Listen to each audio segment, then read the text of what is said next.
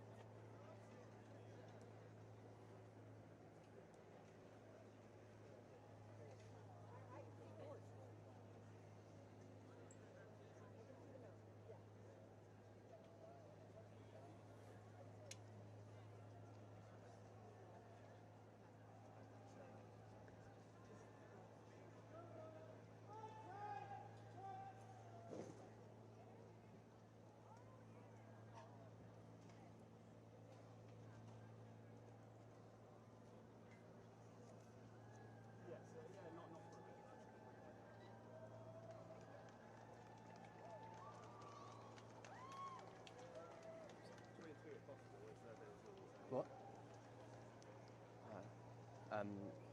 Lizzie. Sorry. No, you're all right, thank you. Sorry, thank you. Just when they're at the front, if you could have it.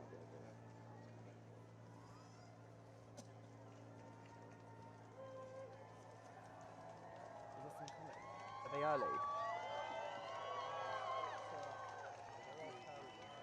Yeah, they're here.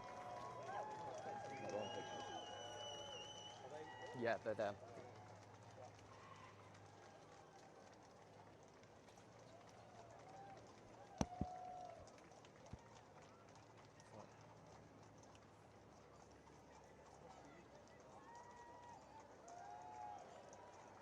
Can you say it? What? It's gonna.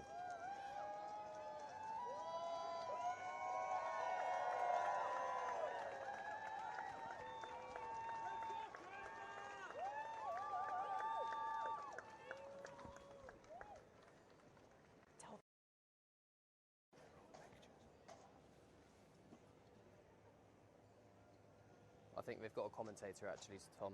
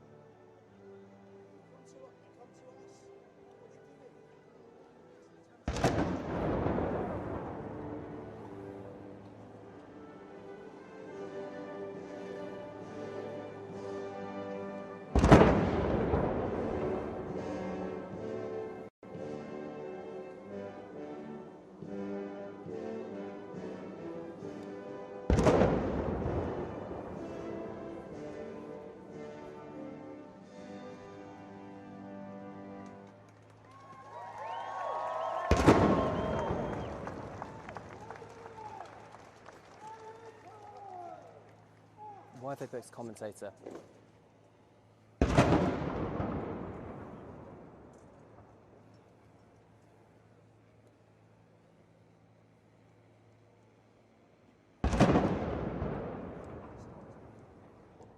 Yes. Yep.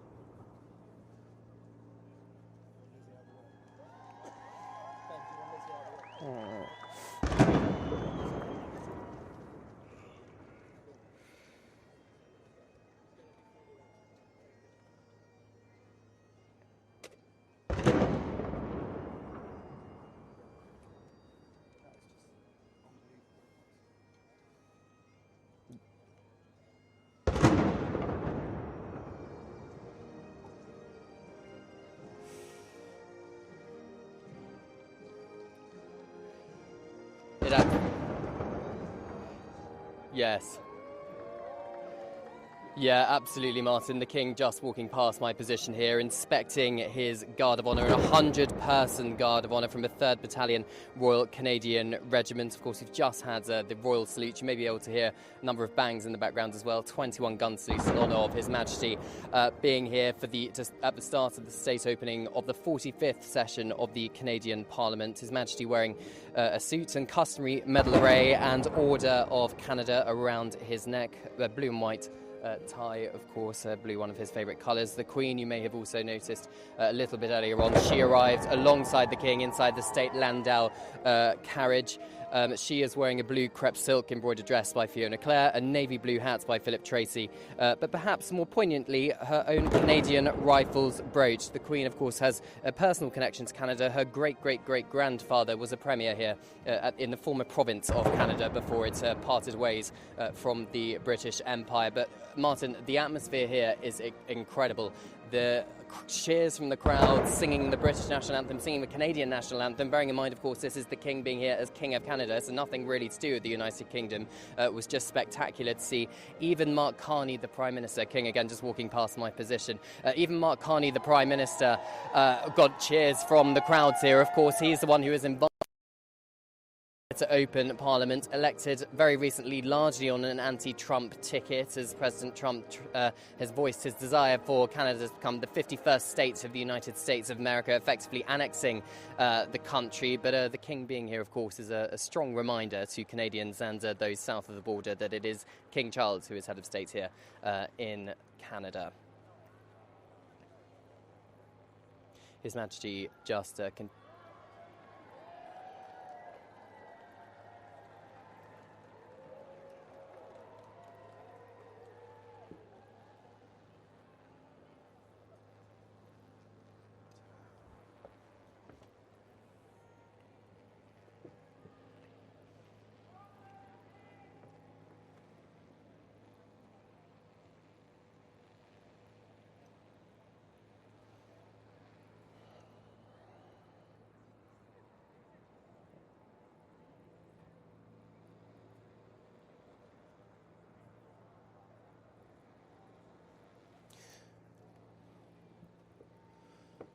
Well, there absolutely is, Martin, because, of course, Mark Carney also said that Canadians were very disappointed with Sir Keir Starmer for inviting President Trump for a state visit to the United Kingdom. Of course, King Charles, as King of the United Kingdom, would be the one rolling out the red carpet for him. So that does mean he's walking a bit of a tight diplomatic tightrope, doesn't it?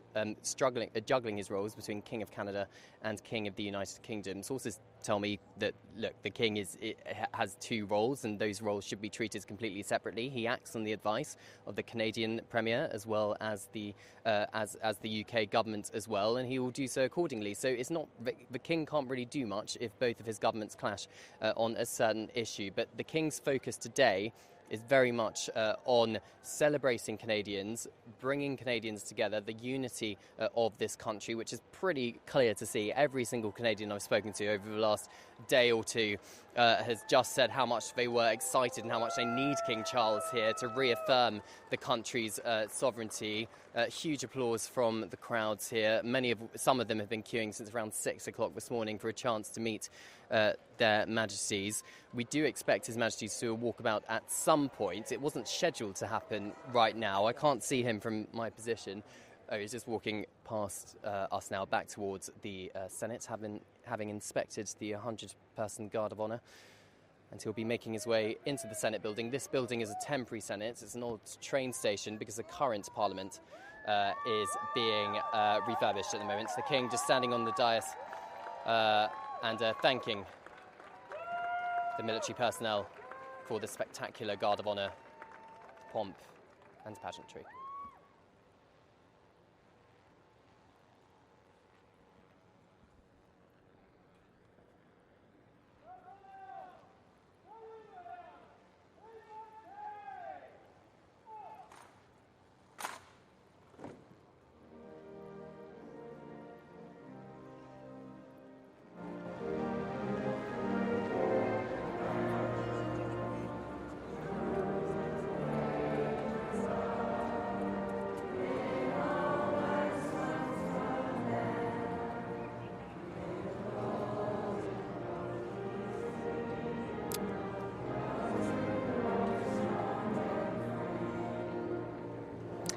Yes, Martin, I'm just going to pause for the national anthem. You may be able to hear the Canadians singing behind my position as the King watches on from Canada's Parliament.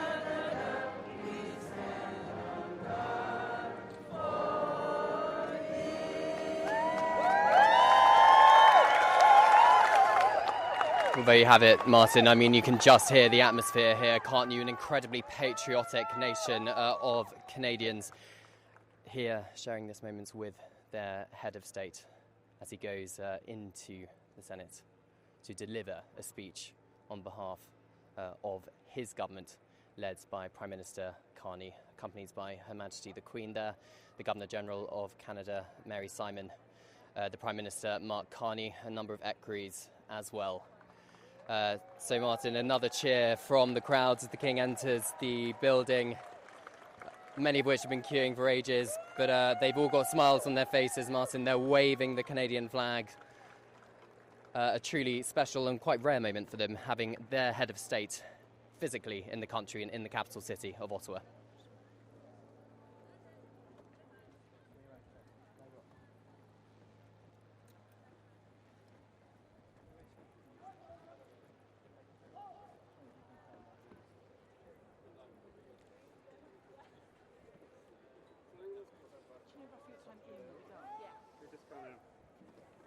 I think there's no one here realised where we're going. Still on watches. Still on.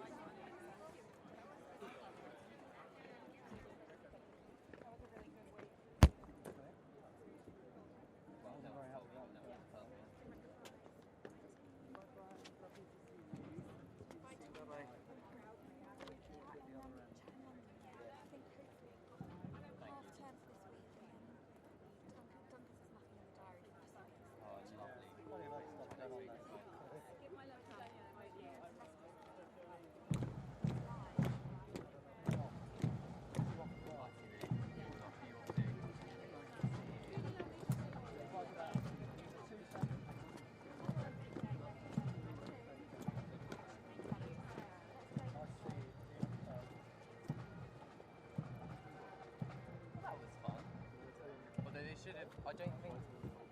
Is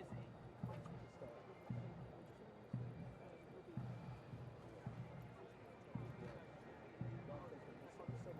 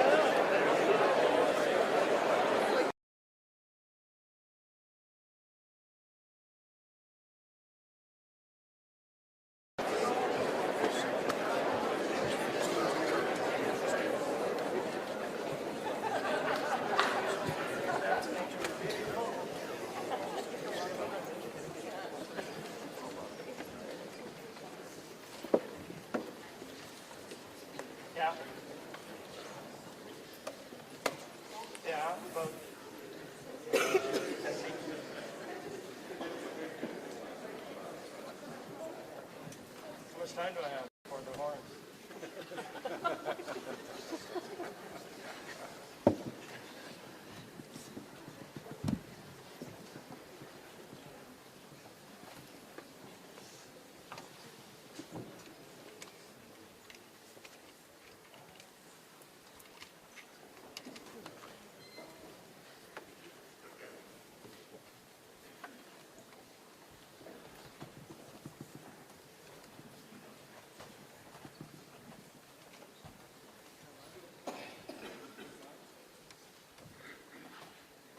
No, you want a band?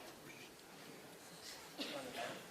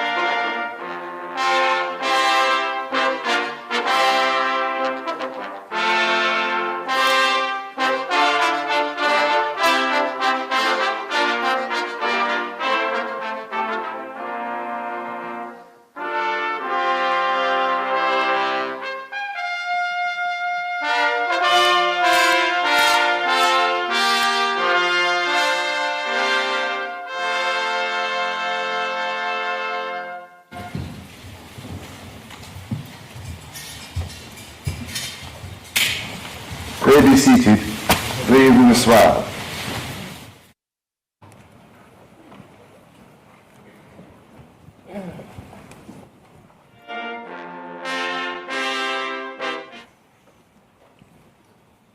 Usher of the Black Rod, you will proceed to the House of Commons and acquaint that House that it is the pleasure of His Majesty the King that they attend him immediately in the Senate chamber. Huissier du bâton noir, rendez-vous à la Chambre des communes et informez-la que c'est le plaisir de Sa Majesté le Roi que les communes se rendent immédiatement auprès de lui dans la salle du Sénat.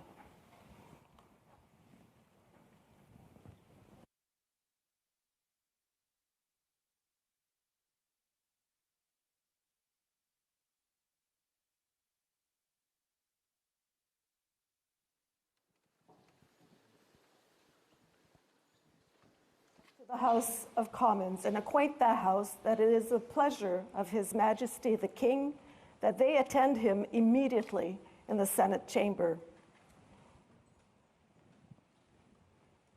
Huissier du bâton noir, rendez-vous à la Chambre des communes et informez-la que c'est le plaisir de Sa Majesté le Roi que les communes se rendent immédiatement auprès de lui dans la salle du Sénat.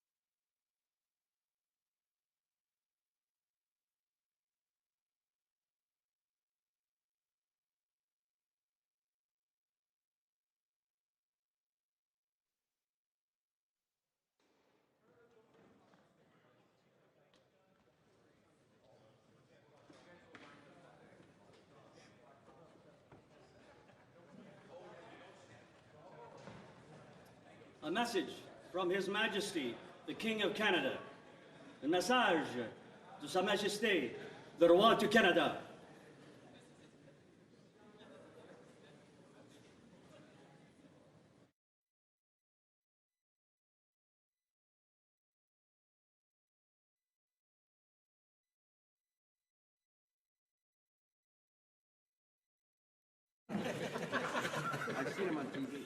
Mr. Speaker, a message from His Majesty the King.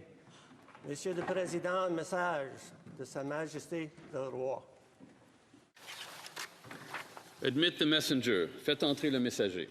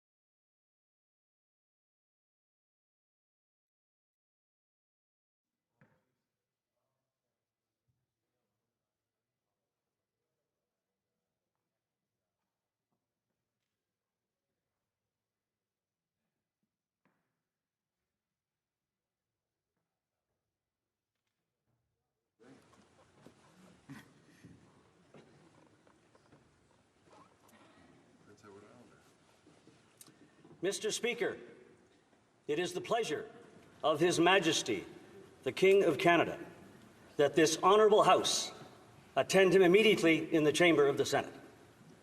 Monsieur le Président, c'est le plaisir de Sa Majesté, le Roi du Canada, que cette honorable Chambre se rende immédiatement auprès de lui dans la Chambre du Sénat.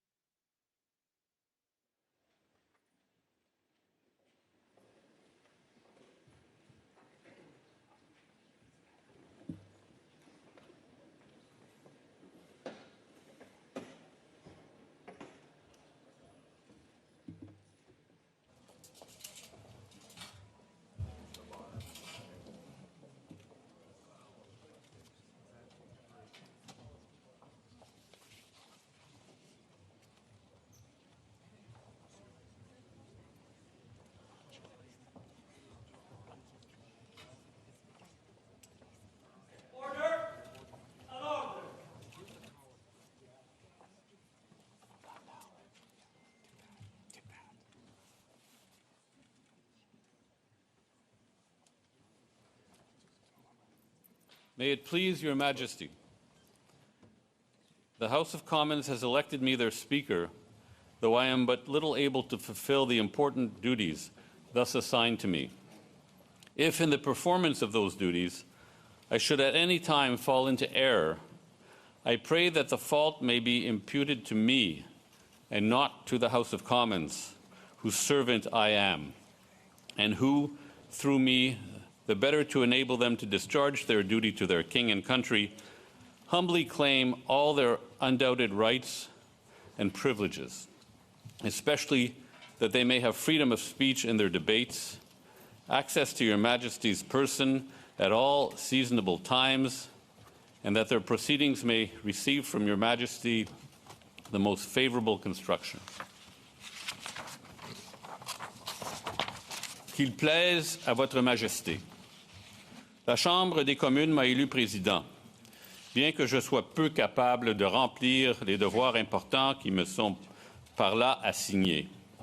Si dans l'exécution de ces devoirs, il ne m'arrive jamais de faire une erreur, je demande que la faute me soit imputée et non aux communes, dont je suis le serviteur et qui, en vue de s'acquitter le mieux possible de leurs devoirs envers le roi et le pays, réclament humblement, par ma voix, la reconnaissance de leurs droits et privilèges incontestables, notamment la liberté de parole dans leurs débats, ainsi que l'accès auprès de la personne de Votre Majesté en tout temps convenable, et demande que Votre Majesté veuille bien interpréter de la manière la plus favorable leurs délibérations.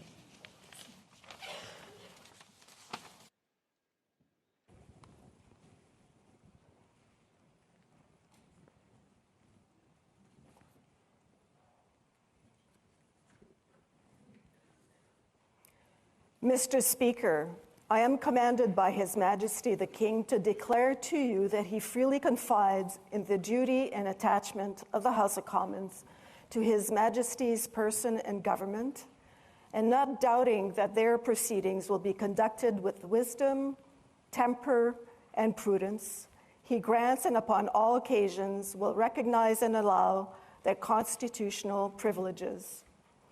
I am commanded also to assure you that the Commons shall have ready access to His Majesty upon all seasonable occasions, and that their proceedings, as well as your words and actions, will constantly receive from Him the most favorable construction.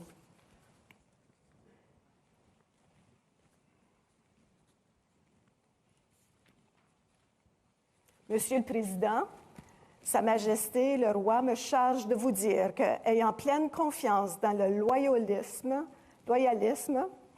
et l'attachement de la Chambre des communes envers la personne et le gouvernement de Sa Majesté, et ne doutant nullement que ces délibérations seront marquées au coin de la sagesse, de la modération et de la prudence, il lui accorde et en toute occasion saura reconnaître ses privilèges constitutionnels. J'ai également ordre de vous assurer que les communes auront, en toute occasion convenable, libre accès auprès de Sa Majesté et que leurs délibérations, ainsi que vos paroles et vos actes, seront toujours interprétés par lui de la manière la plus favorable.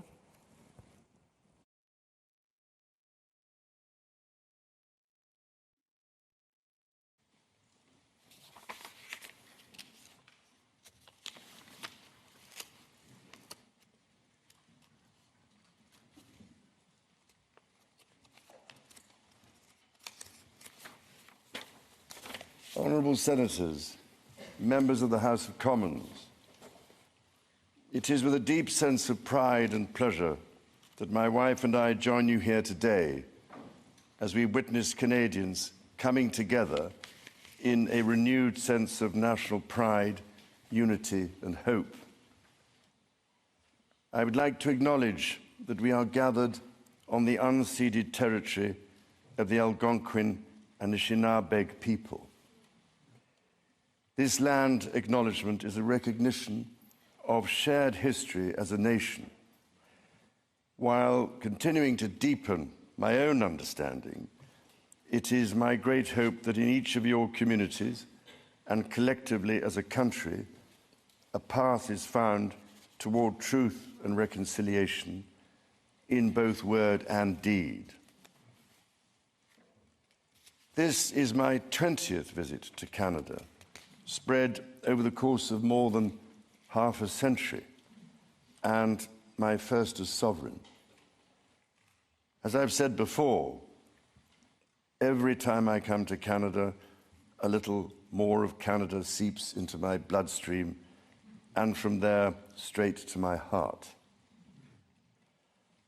I've always had the greatest admiration for Canada's unique identity, which is recognized across the world for bravery and sacrifice in defense of national values and for the diversity and kindness of Canadians.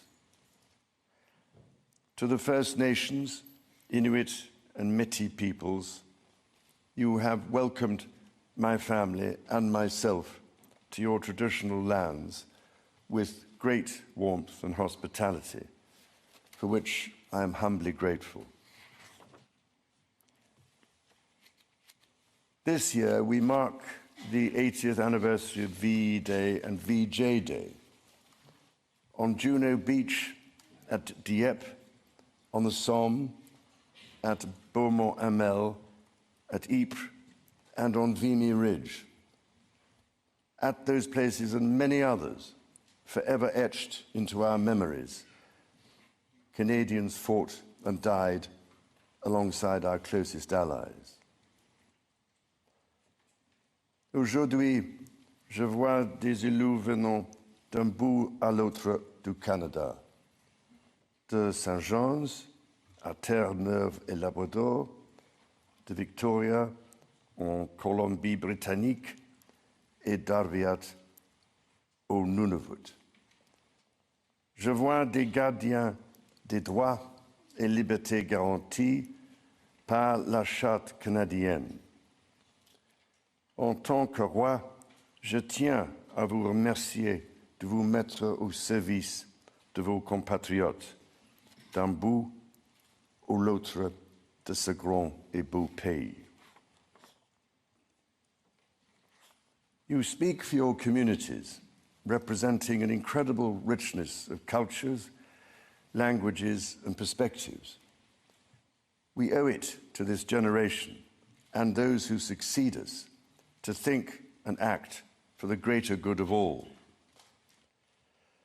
While the world faces unprecedented challenges, generating uncertainties across the continents with regards to peace and stability, economics and climate change, your communities have the skills and determination to bring a wealth of solutions. En encourageant la collaboration et en tenant des débats respectueux et constructifs, vous permettrez à ce gouvernement d'agir de façon audacieuse et juste pour le bien des Canadiens et des Canadiennes. It has been nearly 70 years since the Sovereign first opened Parliament. In the time since, Canada has dramatically changed, repatriating its constitution, achieving full independence, and witnessing immense growth. Canada has embraced its British, French, and Indigenous roots and become a bold, ambitious, innovative country that is bilingual, truly multicultural, and committed to reconciliation. The Crown has for so long been a symbol of unity for Canada. It also represents stability and continuity from the past to the present. As it should, it stands proudly as a symbol of Canada today in all her richness and dynamism. When my dear late mother, Queen Elizabeth II, opened a new Canadian Parliament in 1957, the Second World War remained a fresh, painful memory. The Cold War was intensifying. Freedom and democracy were under threat. Canada was emerging as a growing economic power and a force for peace in the world. In the decades since, history has been punctuated by epoch-making events: the Vietnam War, the fall of the Berlin Wall, and the start of the War on Terror. Today, Canada faces another critical moment. Democracy, pluralism, the rule of law, self-determination, and freedom are values which Canadians hold dear, and ones which the government is determined to protect. The system of open global trade that, while not perfect, has helped to deliver prosperity for Canadians for decades, is changing. Canada's relationships with partners are also changing. Il nous faut confronter la réalité. Depuis la Deuxième Guerre mondiale, notre monde n'a jamais été aussi dangereux et instable. Le Canada fait face à des défis qui, dans nos vies, sont sans précédent. Many Canadians are feeling anxious and worried about the drastically changing world around them. Fundamental change is always unsettling. Yet this moment is also an incredible opportunity, an opportunity for renewal, an opportunity to think big and to act bigger, an opportunity for Canada to embark on the largest transformation of its economy since the Second World War. A confident Canada, which has welcomed new Canadians, including from some of the most tragic global conflict zones, can seize this opportunity by recognizing that all Canadians can give themselves far more than any foreign power on any continent can ever take away. And that by staying true to Canadian values, Canada can build new alliances and a new economy that serves all Canadians. The Prime Minister and the President of the United States, for example, have begun defining a new economic and security relationship between Canada and the United States, rooted in mutual respect and founded on common interests, to deliver transformational benefits for both sovereign nations. Simultanément, le gouvernement œuvre à renforcer ses relations avec des partenaires commerciaux et des alliés fiables. Sachons que le Canada possède ce dont notre monde a besoin et défend les valeurs que ce monde respecte. Le Canada est prêt à bâtir une coalition de nations qui partagent ces valeurs, qui croient en la coopération internationale et le libre-échange de biens, de services et d'idées. Dans ce monde nouveau, qui évolue à un rythme frénétique, le Canada tracera la voie à suivre. La démonstration en sera faite dès juin, quand le Canada présidera le sommet du G7. The government is guided by its conviction that the economy is only truly strong when it serves everyone. Many Canadians are struggling to get ahead. The government is responding, reducing middle-class taxes and saving two-income families up to $840 a year. It will cut the GST on homes at or under $1 million for first-time home buyers, delivering savings of up to $50,000. And it will lower the GST on homes between $1 million and $1.5 million. Le gouvernement assurera la pérennité de programmes qui permettent déjà aux familles d'économiser des milliers de dollars par année, notamment ceux pour les garderies et l'assurance médicaments. À ces progrès s'ajoute l'élargissement du régime canadien de soins dentaires, qui sera bientôt accessible à environ 8 millions de Canadiens et de Canadiennes, leur permettant d'économiser plus de 800 dollars par année en moyenne. The government's overarching goal, its core mission, is to build the strongest economy in the G7.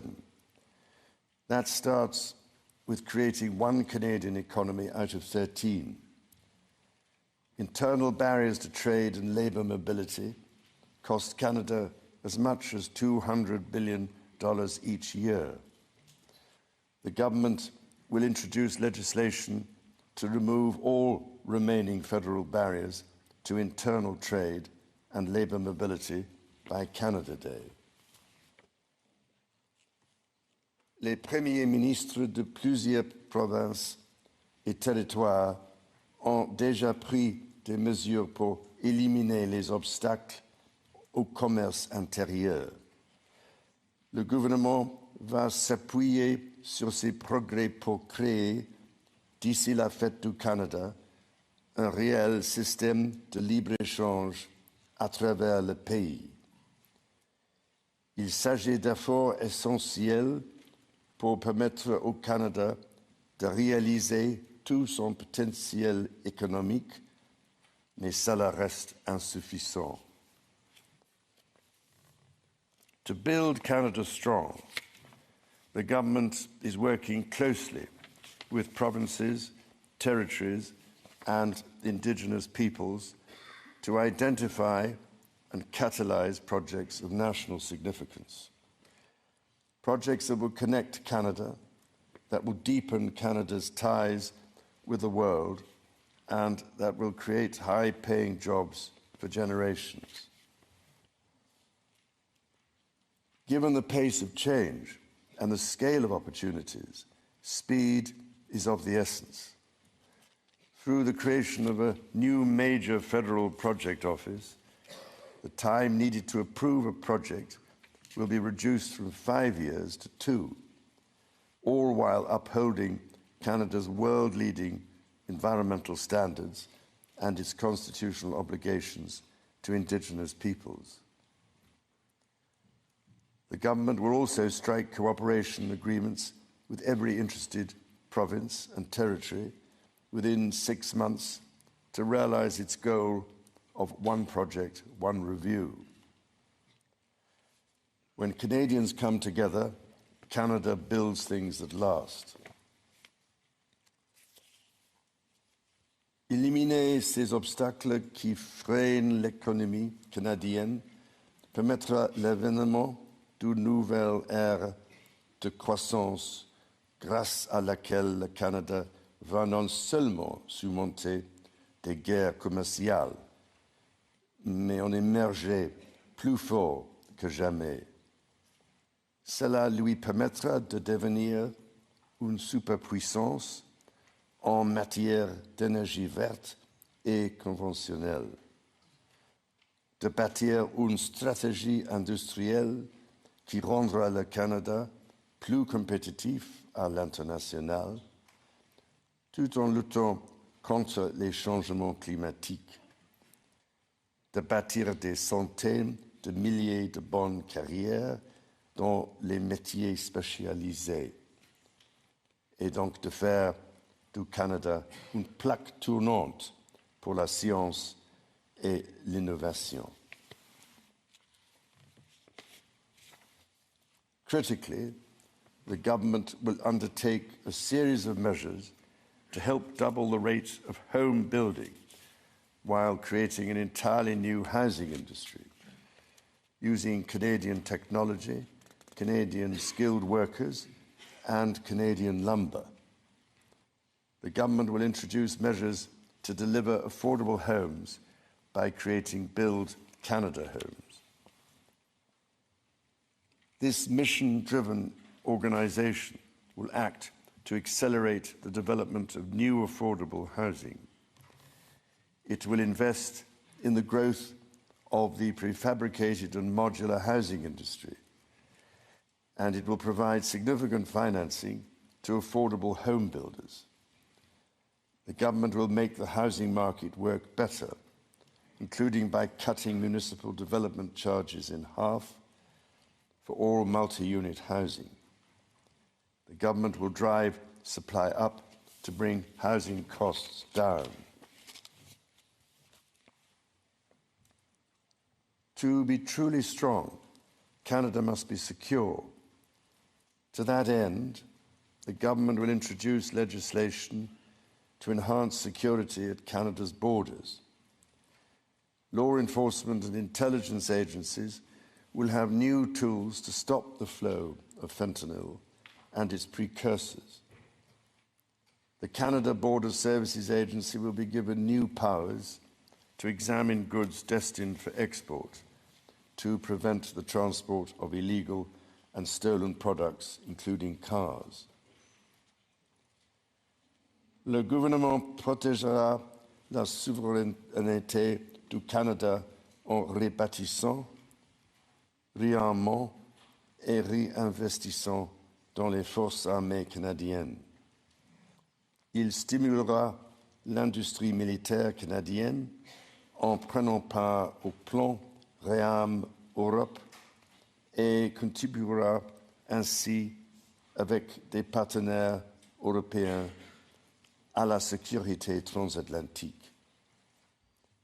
Et il investira pour renforcer sa présence dans le Nord, alors que cette région, qui est partie intégrante de la nation canadienne, fait face à de nouvelles menaces.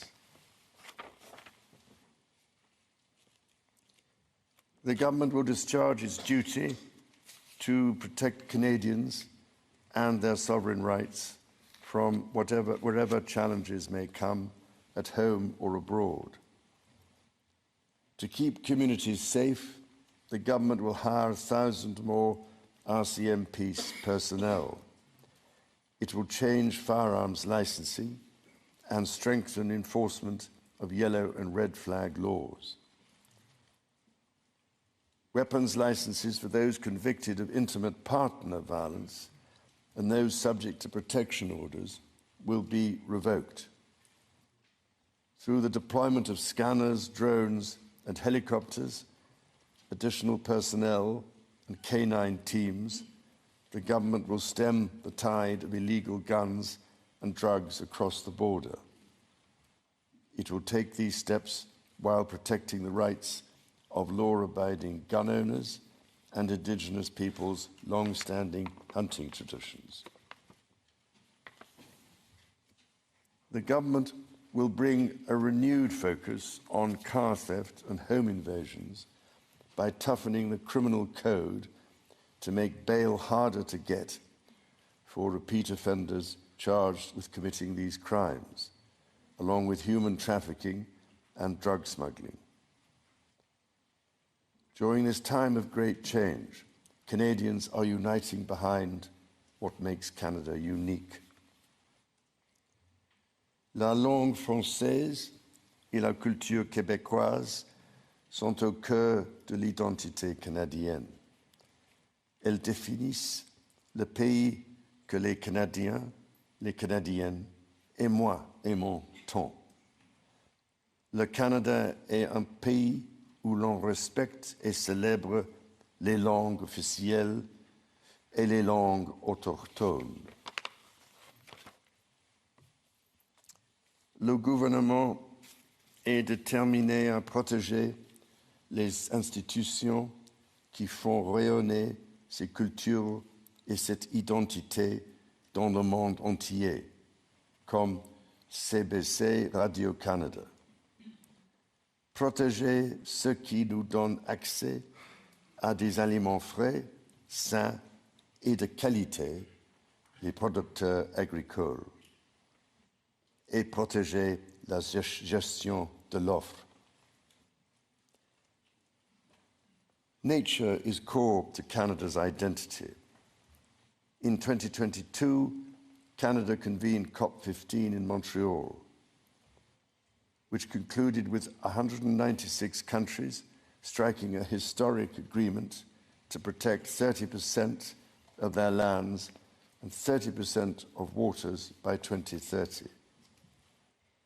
To this end, the government will protect more of Canada's nature than ever before through the creation of new national parks, national urban parks, marine protected areas, and other conservation initiatives. The government will always protect the rights and freedoms that the Charter guarantees for every Canadian. The government will be a reliable partner to Indigenous peoples, upholding its fundamental commitment to advancing reconciliation. Central to this commitment is the creation of long-term wealth and prosperity with Indigenous peoples. For that reason, the government will double the Indigenous Loan Guarantee Program from $5 billion to $10 billion, enabling more Indigenous communities to become owners of major projects. As Canada moves forward with nation-building projects, the government will always be firmly guided by the principle of free, prior, and informed consent. Canada's immigration system has long been a source of pride for Canadians and of dynamism for the economy. The government is dedicated to rebuilding the trust of Canadians in immigration by restoring balance to the system. Le gouvernement instaurera une limite sur le nombre de travailleurs étrangers temporaires et d'étudiants internationaux, établissant un plafond qui, à partir de 2027, sera en deçà de 5% de la population canadienne. Simultanément, il attirera les meilleurs talents dans le monde pour bâtir l'économie. Et il fera savoir aux Canadiens et aux Canadiennes qui travaillent à l'étranger que s'ils songent à revenir au pays, il n'y a pas de moment plus propice pour le faire. Dans toutes ces actions, le gouvernement sera guidé par une nouvelle discipline fiscale. Dépenser moins pour que les Canadiens puissent investir plus. Day-to-day government spending, the government's operating budget, has been growing by 9% every year. The government will introduce measures to bring it below 2%. Transfers to provinces, territories, or individuals will be maintained.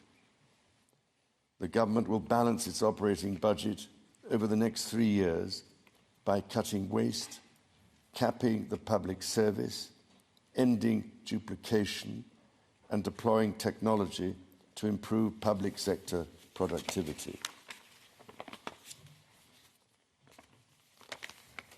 In parallel, the government will take a series of measures to catalyse new investment, to create better jobs and higher incomes for Canadians. The scale of the government's initiative will match the challenges of our times and the ambitions of Canadians.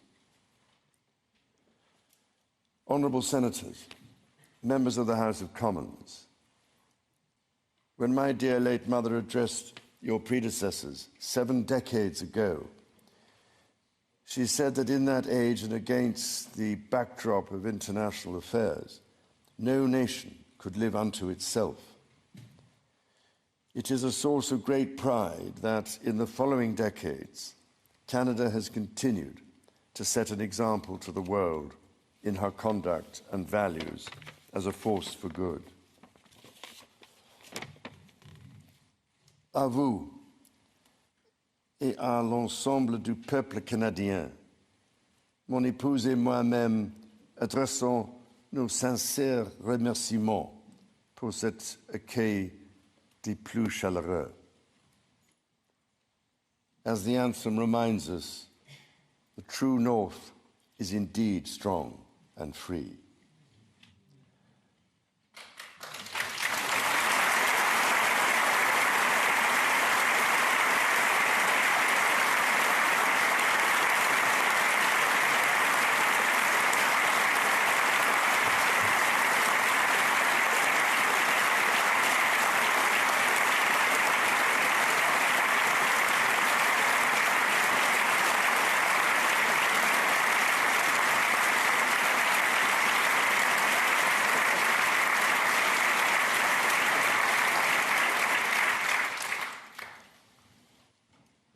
Members of the House of Commons, you will be asked to appropriate the funds to carry out the services and expenditures authorised by Parliament.